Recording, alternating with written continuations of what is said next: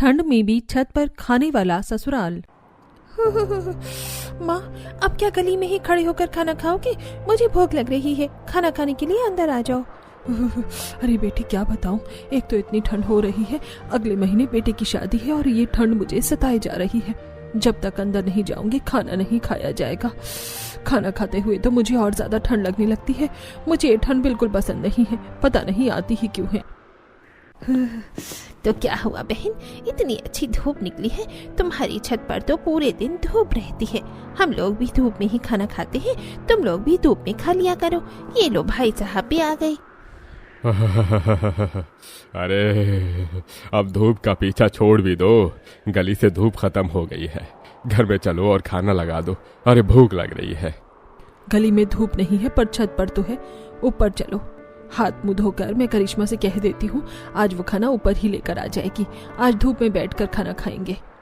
इतना बोलकर आशा और विनोद घर में जाते हैं और उन्हें देखकर करिश्मा कहती है, अरे भाई, आज की तारीख में आप लोग खाना खा लोगे या नहीं? हाँ बेटा खा लेंगे। मैं चटाई लेकर ऊपर जा रही हूँ, तुम खाना बर्तन और पानी लेकर ऊपर आ जाना। आज बहुत अच्छी धूप निकली है, ठंड बढ़ती जा रही है, अब से हम लोग छत पर ही खाना खाएंगे। इतना बोलकर आशा विनोद के साथ छत पर जाती है और करिश्मा से खाना लेकर छत पर आने को कहती है। क्या माँ, अब तक तुमने खाना खाने के लिए चटाई भी नहीं बिछाई, हम क्या जमीन पर खाना खाएंगे? छत भी 2 दिन से साफ नहीं हुई है। अरे इतना नाराज क्यों हो रही हो, मैं छत साफ कर दूंगा और तेरी माँ चटाई बिछा देगी। तुम जाकर बर्तन लेकर आ जाओ, खाओगे किसमें? इतना बोलकर आशा और विनोद छत साफ करने लगते हैं और कुछ ही देर में चटाई बिछाकर बैठ जाते हैं। अब जैसे ही करिश्मा बर्तन देकर ऊपर आती है, आशा उसे पानी लाने को कहती है। आ गई, तुम पानी नहीं लाई? खाना खाने के बाद पानी नहीं पीना क्या? जल्दी से पानी भी लेकर आ जाओ। अरे माँ, अब मैं नहीं जा रही नीचे, मैं थक गई हूँ, अब आप जाओ। अभी से ही थकने लगी है। अच्छी बात यह है कि अगले महीने इस घर में मेरी बहू आ जाएगी, फिर वो हमें छत पर धूप में इस ठंड में खाना खिलाएगी, तेरी तरह मुंह नहीं बनाएगी। लगता है अब इस बुढ़ापे में मुझे ही नीचे से पानी भी लेकर आना पड़ेगा। करिश्मा का आलस देखकर आशा खुद नीचे जाकर पानी लेकर ऊपर आती है, जिसके बाद पूरा परिवार एक साथ खाना खाता है। उन सभी को आज कड़कड़ाती ठंड में ऊपर छत पर धूप में खाना खाकर काफी मजा आता है। अरे धूप में तो खाने का मजा ही कुछ और है। जब हम छोटे थे तो गांव में इसी तरह खाते थे। सही कहा जी आपने, बिल्कुल। बेटा मैं और तेरे पापा थोड़ी देर और छत पर बैठेंगे, तुम गंदे बर्तन नीचे लेकर चली जाओ और हाँ, हाथ के हाथ धो भी लेना। क्या माँ, मुझे और भी काम रहता है, मैं बर्तन नीचे ले जाकर रख दूंगी पर साफ नहीं करूंगी। एक ही दिन में करिश्मा अपनी माँ से परेशान हो जाती है और अगले दिन जब दोबारा आशा खाना बनाकर छत पर जाते हुए करिश्मा से खाना छत पर लाने की बात करती है तो करिश्मा बहाने बनाते हुए कहती है, अरे नहीं माँ, मैं बाहर जा रही हूँ, खाना भी बाहर से खा कर आऊंगी, मुझे लेट हो रहा है, तुम अपना खाना खुद छत पर ले जाओ। और आज तो भैया भी हैं घर में, उनसे बोल दो, वो मदद करेंगे। हाँ भाई जा, तू बड़ी बिजनेस वाली है, तेरा बिजनेस छूट रहा होगा। माँ मैं हूँ ना। हाँ भैया करो आप, एक तो बार ऊपर नीचे करोगी ना, अपने आप ही आपके पैर जवाब दे जाएंगे और तब जाकर पूछूंगी मैं आपसे। करिश्मा इतना बोलकर तैयार होकर वहां से चली जाती है, जिसके बाद विकास, आशा और विनोद तीनों मिलकर खाना पानी बर्तन और चटाई लेकर छत पर जाते हैं, जहां आशा जल्दी से छत साफ करके चटाई लगा देती है और खाना परोसना शुरू करती है। सही कह रही हो माँ, छत में ठंड में धूप में खाने का मजा ही कुछ और है। मुझे तो बैठकर ही काफी अच्छा लग रहा है और ठंड भी कम लग रही है। अरे आशा, तुमने भी छत पर खाना खाना शुरू कर दिया, चलो अच्छा है। शोभा की छत आशा की छत से जुड़ी हुई थी, इसलिए वो भी उसकी छत पर आ जाती है और दोनों का परिवार एक साथ मिलकर खाना खाता है। विकास बेटा, तुम तो बहुत जल्दी घोड़ी चढ़ने वाली हो, और शॉपिंग वगैरह कब करोगे? ठंड तो बढ़ती ही जा रही है। वैसे इतनी ज्यादा ठंड में अपनी बेटी का रिश्ता करके तुमने ठीक नहीं किया आशा बहन। अरे बहन, मुझे तो खुद सर्दियाँ नहीं पसंद, पर लड़की वाले भी जिद पर अड़े थे, वरना मैं तो गर्मी में ही करती। पर सर्दियाँ भी ठीक ही हैं शादी ब्याह के लिए। बस अब कुछ दिन और, फिर इस घर में मेरी एक बहू आएगी। खाना खाते हुए अब आशा अपने बेटे की शादी की बातें करने लगती है। इसी तरह कुछ हफ्ते बीत जाते हैं और बहुत जल्द विकास शीला नाम की लड़की से शादी करके अपने घर आता है। बहू, कितनी ज्यादा ठंड लग रही है ना, इसलिए मैं तेरी माँ को कह रही थी कि इस महीने शादी मत रखो, दिसंबर की ठंड तो होती ही कड़ाके की है।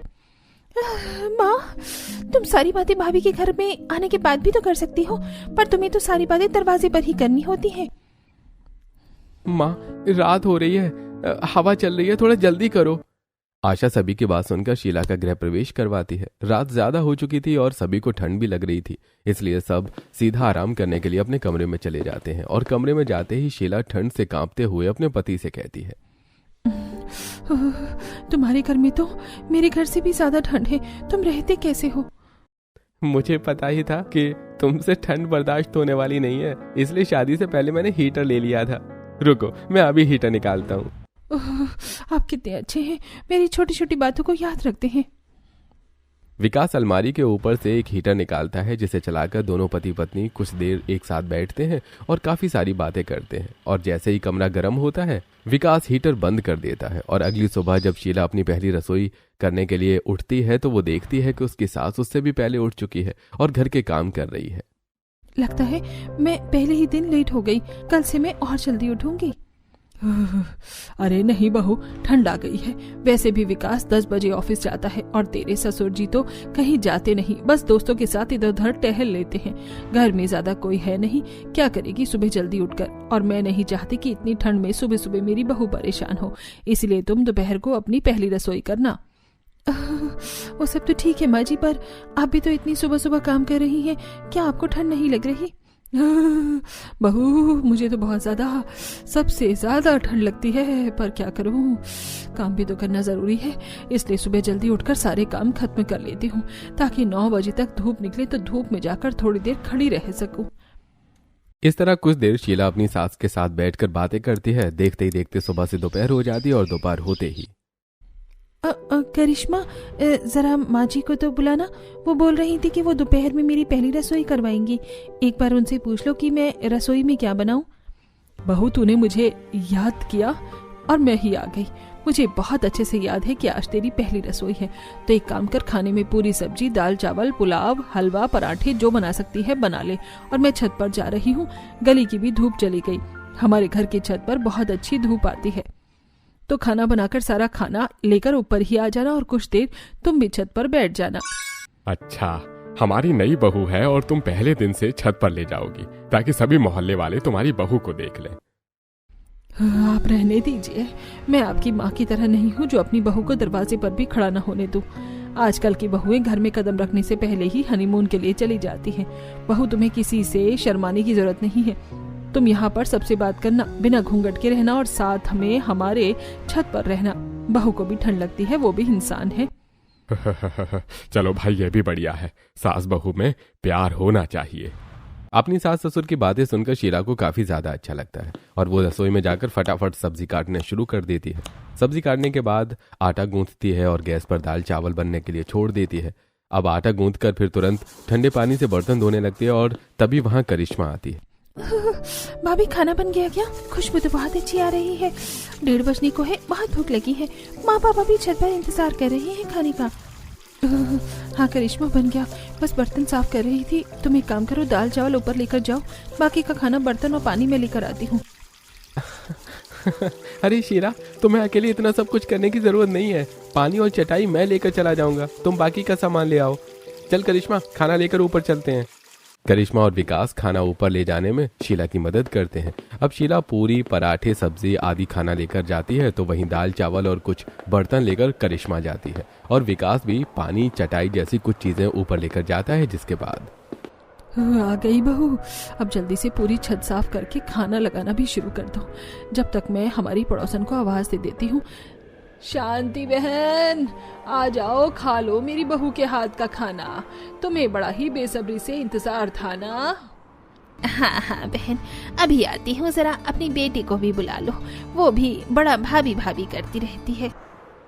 बहू, ये हमारी पड़ोसने है, हम दोनों की छत साथ में ही है, पता ही नहीं चलता उनकी छत कौन सी है और हमारी छत कौन सी है। तुम इनके लिए भी खाना निकाल दो। शांति अपनी बेटी के साथ उन लोगों के साथ खाने के लिए बैठ जाती है और शीला सभी को खाना परोसना शुरू करती है। भाभी, आपके खाने से तो बहुत अच्छी खुशबू आ रही है, पर इसके साथ अगर अचार मिल जाता तो और भी अच्छा लगता। मैं अभी अपने घर से अचार लेकर आती हूँ। अरे कोई बात नहीं बेटा, ऐसे खाने से उठते नहीं हैं। तुम बैठो, बहू हमारे घर में भी अचार रखा है, तुम नीचे से अचार लेकर आ जाओ। आशा के कहने पर शीला मना नहीं कर पाती और चुपचाप नीचे आकर अचार का डिब्बा लेकर ऊपर जाती है। अभी उसे ऊपर आए 10 मिनट नहीं हुए थे कि तभी विनोद एक गिलास पानी पीकर अपनी बहू से कहता है, अरे बहू, माफ करना, पहले बोलना भूल गया। पानी तो बहुत ठंडा है, इतनी ठंड में मुझे ठंडा पानी नहीं पिया जाता। तुम पानी गर्म करके ले आओ थोड़ा। भाभी थोड़ा ज्यादा करके लाना। मैं तो कहती हूँ कि केतली में लेकर आ जाओ पानी, घर में केतली रखी हुई है। पर रसोई में तो मुझे कहीं नहीं दिखी, कहाँ रखी है केतली? अरे वो तो काजल के बेड में रखी है, तुम उसके कमरे के बेड से जाकर निकाल लो। मुझे लगा था मेरे ससुराल वाले बहुत अच्छे होंगे, पर इन्हें तो शर्म ही नहीं आ रही। आज मेरा ससुराल में पहला दिन है, माना कि ठंड में धूप में खाने में अच्छा लगता है। पहले ये भी तो सोचना चाहिए ना कि मैं अकेले कितनी परेशान हो रही हूँ, ये नहीं कि मदद करवा दूं। शीला किसी से कुछ नहीं कहती और मुंह बनाकर नीचे आती है और अपनी नंद के कमरे में जाकर बेड खोलकर केतली निकालती है और पानी गर्म करके ऊपर ले जाती है। और इस तरह कुछ ही देर में पूरा परिवार खाना खाकर आराम करने लगता है और बेचारी शीला सारे गंदे बर्तन लेकर नीचे आती है और उन्हें साफ करती है। चलो मेरा काम तो खत्म हुआ, अब थोड़ी देर में मैं भी आराम कर लूंगी। जा रही हूँ कमरे का हीटर चलाकर रजाई में बैठने। इस ठंडे पानी में काम करके तो मेरे हाथ ही सुन्न हो गए हैं। शीला अपना सारा काम खत्म करके कुछ देर अपने कमरे में आराम करने के लिए चली जाती है और इसी तरह 2 दिन बीत जाते हैं। इन 2 दिन में भी उसके ससुराल वाले खुद छत पर जाकर बैठ जाते और उसे छत पर खाना लाने को कहते हैं, जिस वजह से अब शीला परेशान हो जाती है। और जब खाना छत पर ले जाने की तैयारी कर रही होती है तो उसकी माँ का वीडियो कॉल आता है। अरे ये खाना इकट्ठा करके कहाँ लेकर जा रही है? छत पर लेकर जा रही हूँ माँ। इस घर के लोगों को इस ठंड में खुली छत पर धूप में खाना खाने की आदत है।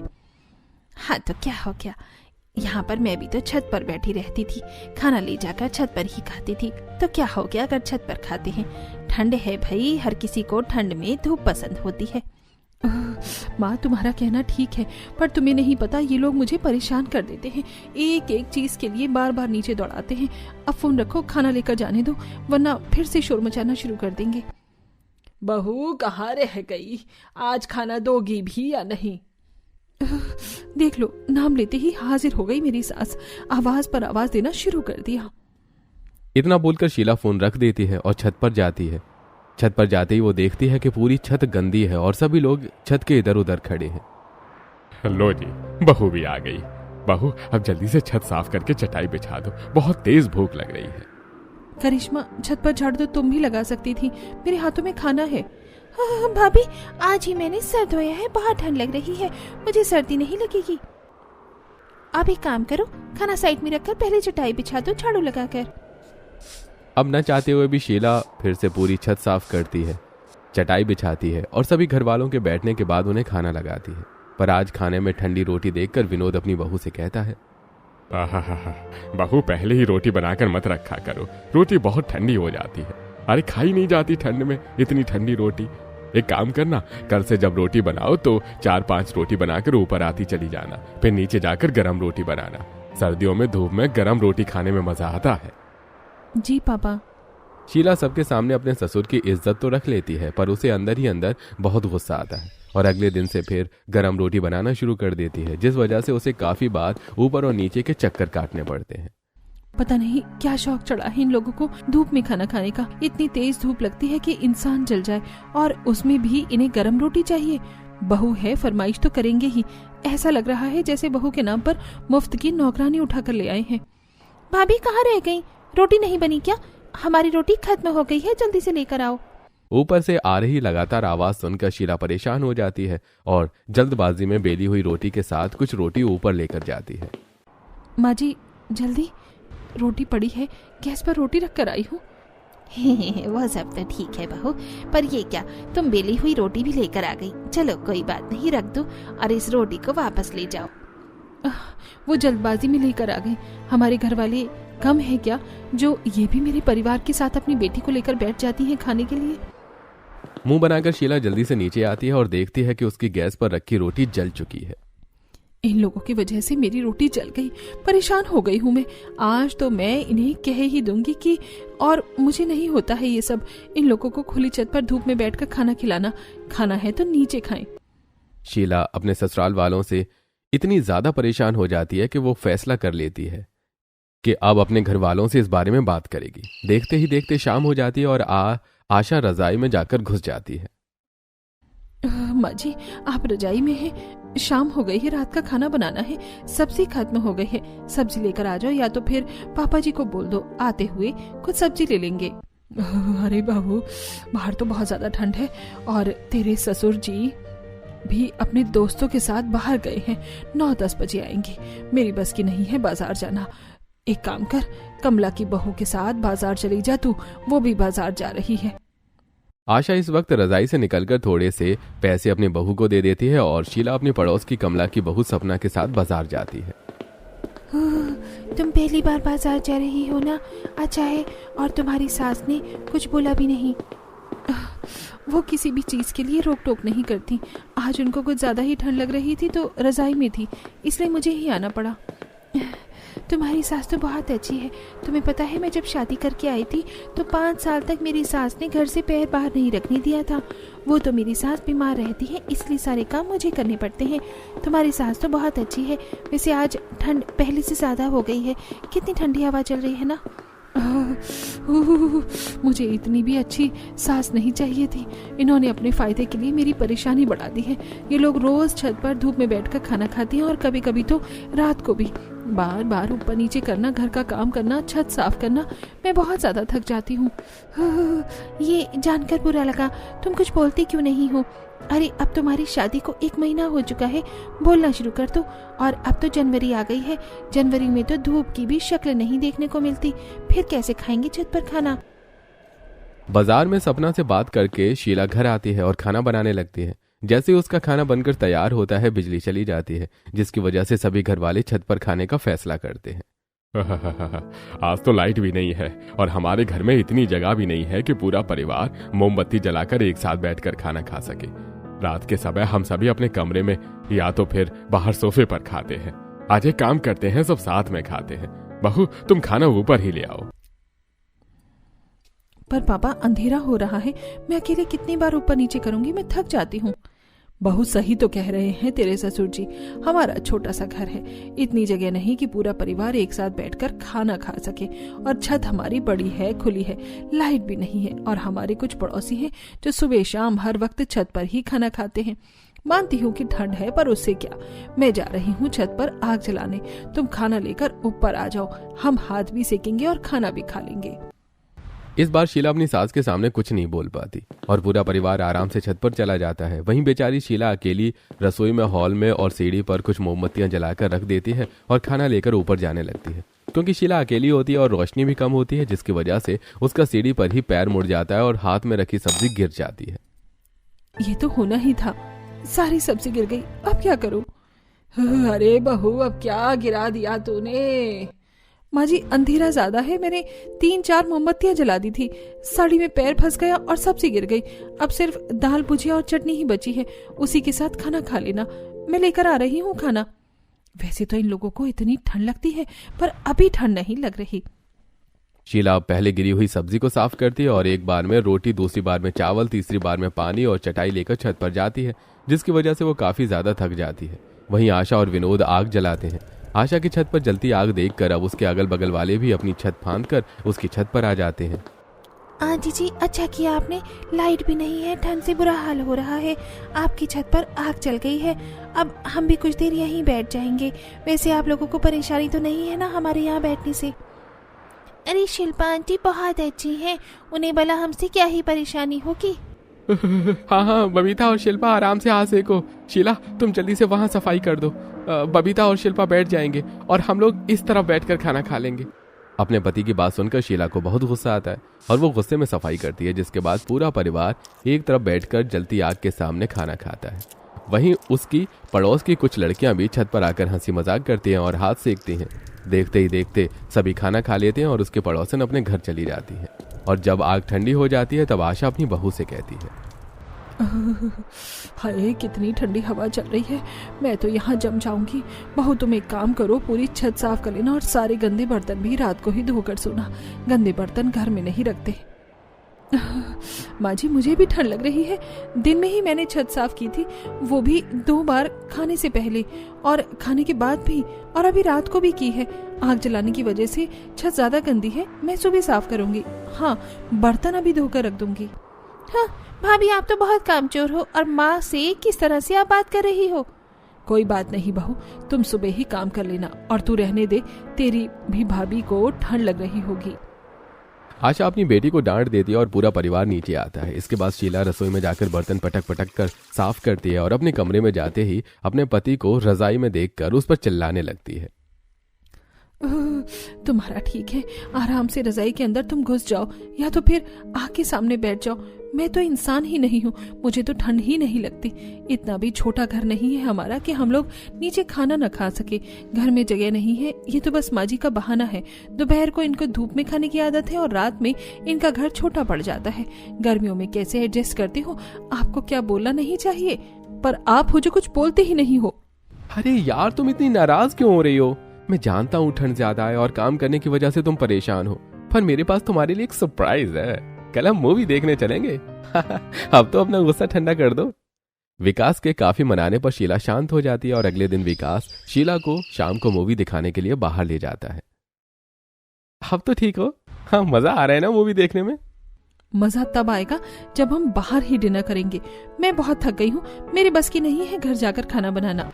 बस इतनी सी बात? मैं अभी माँ को फोन कर देता हूँ कि हम डिनर करके आएंगे, वो भी रात को। विकास उसी वक्त घर फोन कर देता है और मूवी देखकर दोनों पति पत्नी डिनर करने के लिए एक रेस्टोरेंट जाते हैं। और डिनर करके शीला अपने पति के साथ रात को 10 बजे घर आती है और देखती है कि पूरा परिवार एक साथ सोफे पर बैठकर खाना खाते हुए टीवी देख रहा है। वैसे तो इनका घर छोटा पड़ जाता है, साथ में खाने में कैसे खा रहे हैं एक साथ। सब उनके नाटक हैं, बस इस ठंड में मुझे परेशान करने के लिए। पर अब बहुत हुआ, अब समय आ गया है कि मैं इन्हें परेशान करूं, पर कैसे? अपनी गैर मौजूदगी में जब शीला अपने ससुराल वालों को नीचे ठंड में सिकुड़ते हुए एक साथ टीवी देखते हुए खाना खाते देखती है, तो वो भी ठान लेती है कि अब अपने घर वालों को सुधार कर रहेगी। अगली सुबह वो रसोई में काम कर रही होती है तो उसके सास ससुर छत पर जाकर चाय मांगते हैं। भाभी, मैं कॉलेज जा रही हूँ, माँ और पापा ऊपर ही हैं, उनकी चाय ऊपर ही देकर आ जाओ। आज वो लोग ऊपर ही नाश्ता करेंगे। क्यों? ऊपर क्या करेंगे? अभी तो नीचे भी धूप है ना, और दिन में तो माँ दरवाजे में बैठकर ही चाय पीती थी। अरे शीला, तुम्हें पता तो है, जहाँ धूप वहां माँ। करिश्मा की बात सुनकर शीला का गुस्सा और ज्यादा बढ़ जाता है और वो प्लेट में पराठे और चाय लेकर ऊपर जाती है। अब जैसे वो छत पर जाकर अपने सास ससुर को नाश्ता देती है, वहां 2 बंदर आकर पराठा लेकर भाग जाते हैं और सारी चाय भी छत पर गिरा देते हैं। अरे ये बंदर तो सुबह सुबह परेशान कर देते हैं। हट हट हट हट। अरे नीचे चलो, देखो ये बंदर कैसे घुर्रा रहा है, कहीं हमें काट न ले। बहू, दोबारा से चाय बना दो, हम नीचे ही आ रहे हैं, इसलिए सुबह सुबह छत पर आने का मेरा दिल नहीं करता। बंदर की आवाज से आशा और विनोद अपना नाश्ता छत पर नहीं कर पाते और नीचे आते हैं।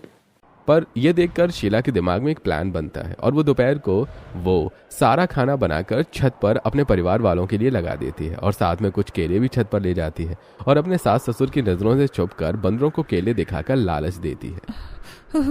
अरे आज मेरे बंदर, आप तुम्हें भी दोपहर को धूप सेकनी होती है क्या? इतनी ठंड लग रही है, आकर थोड़ी मेरे घर वालों को परेशान करो। अरे बहू, उधर कोने में क्या कर रही है? खाना लेकर आ गई, पानी कौन लेकर आएगा? एक काम कर, पहले पानी दे दो और उसके बाद नीचे खड़ी होकर आराम से रोटी बना लेना। हाँ माँ जी, बस जा ही रही थी, और दाल भी तो लानी है अभी। वैसे मैं क्या कह रही थी कि आज छत पर बंदर ज्यादा हैं, नीचे ही खा लो, वरना ये बंदर सुबह की तरह परेशान कर देंगे। अरे बहू, बंदर दूसरों की छत पर है, वो दूर है, यहाँ नहीं आएगा। विनोद ये बात बोल ही रहा होता है कि तभी 2-3 बंदर उनकी छत पर आ जाते हैं और उनका सारा खाना गिरा देते हैं और कुछ खाना लेकर बर्तनों के साथ वहां से भाग जाते हैं। और ये देखकर उसकी पड़ोसन उससे कहती है, अरे आशा बहन, आज भी तुम इतनी ठंड में छत पर हो? आज तो धूप कम है और हवा तेज है, ऊपर से बंदर भी परेशान कर रहे हैं, नीचे क्यों नहीं खा लेती? बेचारी तुम्हारी बहू भी ठंड में परेशान हो जाती है। अरे आशा, शोभा बहन सही कह रही है, नीचे ही चलते हैं। वैसे भी आज धूप कम है और इन बंदरों ने सुबह से परेशान कर रखा है। पापा, जब नीचे ही खाना है तो नीचे चलते हैं, मैं छत साफ करके आती हूँ, आप खाना नीचे लेकर चलो ना। देखो ना, बंदर ने छत कितनी गंदी कर दी है और कुछ बर्तन भी लेकर भाग गया है। आशा और विनोद खाना लेकर नीचे आते हैं और शीला आराम से छत साफ करके नीचे आती है और आज वो काफी खुश होती है क्योंकि उसका पूरा परिवार सोफे पर एक साथ बैठकर खाना खाता है। और आज अपने घर वालों को खाना खिलाने में शीला को बिल्कुल भी परेशानी नहीं होती। अब इसी तरह 2 दिन बीत जाते हैं और धूप निकलनी बंद हो जाती है। इसी बीच करिश्मा की दोस्त उससे मिलने उसके घर आती है। भाभी, मैंने सुना है आपकी ननद जिम करने वाली है, इसको समझाओ ना, ये इतनी भी मोटी नहीं है। इनके घर में तो सीढ़ियाँ भी हैं। मुझे देखो, मैं इससे भी ज्यादा मोटी हूँ पर फिर भी जिम नहीं जा रही। अरे महारानी, 2 बार सीढ़ी ही चढ़ उतर ले तो तू ऐसे ही पतली हो जाएगी। मेरे घर में तो सीढ़ियाँ नहीं है। अरे प्रीति, ये तुमने क्या कह दिया? तुम्हारी दोस्त से एक काम तो होता नहीं है। वो अपना वजन कम करने के लिए सीढ़ी कैसे चढ़ेगी उतरेगी? करिश्मा, मेरी मानो तो जिम ट्रेनर को पैसे देने से अच्छा महीने के 1000-2000 मुझे दे दो। 2 बार काम करवाऊंगी, उसी में तुम्हारा वजन कम हो जाएगा। हाँ भाभी, आप प्रीति मिलकर मेरा मजाक बना रही हो। मैं क्या काम नहीं करती? चला ऊपर छत पर चलते हैं, आप ऊपर चाय लेकर आ जाओ। अरे कोई जरूरत नहीं है ऊपर जाने की, बाहर इतनी तेज हवा चल रही है, बिल्कुल भी धूप नहीं निकली है। बीमार पड़ना है क्या? जो भी काम करना है कमरे में जाकर करो। बहू, अब किसी को ऊपर कुछ भी देने की जरूरत नहीं है। जी पापा जी, फाइनली वो दिन आ गया जब मुझे भी आराम मिलेगा।